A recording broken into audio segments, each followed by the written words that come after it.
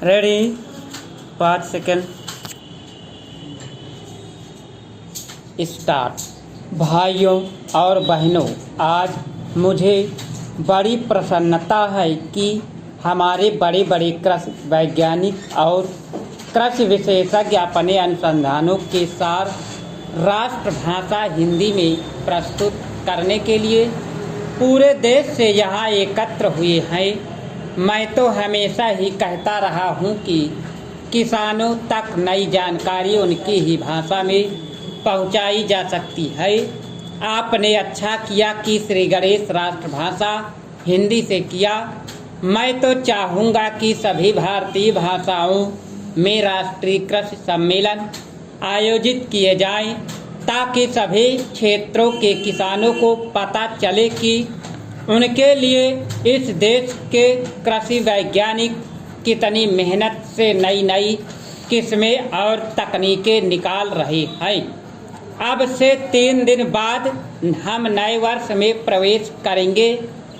मुझे बताया गया कि सन 1995 के वर्ष को यूनेस्को ने सहनशीलता का वर्ष घोषित किया हुआ था।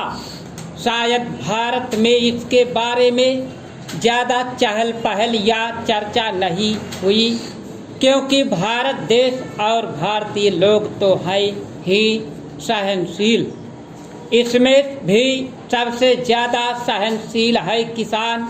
आप खुद हिसाब लगा लो, हर तरह से भारत का किसान संसार का सबसे सहनशील प्राणी सिद्ध होगा।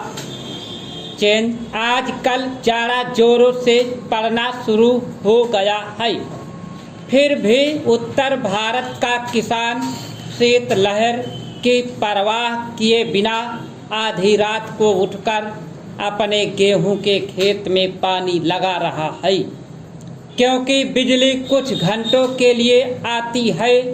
किसान ठंड सहकर फसल उगाएगा और फसल पकते पकते गर्मियां शुरू हो जाएंगी, तो जेठ की तपती धूप में वह खेतों में कटाई व मड़ाई का काम करेगा। यह जाड़ा पाला सहना और कड़ी गर्मी में पसीने से लथपथ होकर काम करते रहना, इतनी सहनशीलता बस किसान के बूते की ही है। फिर हिंदी बोलने वाला तो और भी ज़्यादा सहनशील है, हर हाल में जी रहा है। गेहूँ चावल विदेशों से किस भाव बिकता है और हम उसे क्या भाव देते हैं, हर चीज़ के दाम आसमान पर पहुंच गए हैं। महंगाई इतनी बढ़ गई है, मगर किसान की मेहनत का पूरा मुआवजा देने में हम 10 बहाने बनाते हैं। और किसान है कि बर्दाश्त कर रहा है। बिजली महंगी हो गई है, डीजल महंगा हो गया, संकर बीज महंगा मिलता है, रासायनिक खादें महंगी मिलती है, मगर दालों के भाव चढ़ गए तो चिल्लपो शुरू हो जाती है। मेहनत करता है किसान और उसकी मेहनत पर फलते फूलते हैं बिचौलिए।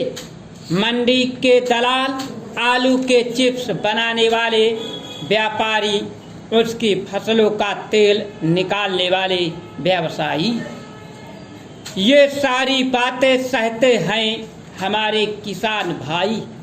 सो किसान से बड़ा सहनशील और कोई नहीं। कोई आता है तो खराब किस्म का बीज बेच जाता है, तो दूसरा जिप्सम के नाम पर मिट्टी बेच जाता है। कई एक नकली कीटनाशक दवाएं बिक रही है, छिड़को तो कोई असर ही नहीं होता। किसान बेचारा सब कुछ सह रहा है। मैं समझता हूँ कि यहाँ जो कृषि वैज्ञानिक हिंदी में अपने शोध पत्र प्रस्तुत कर रहे हैं, वे भी बड़े सहनशील होंगे। इतिहास साक्षी है कि ईसाई धर्म के प्रचार में अनुवाद की भूमिका कितनी महत्वपूर्ण रही है। ईसाई धर्म के विश्वव्यापी प्रचार के लिए बाइबिल के अनुवाद की व्यापक योजना बनाई गई। स्टॉप।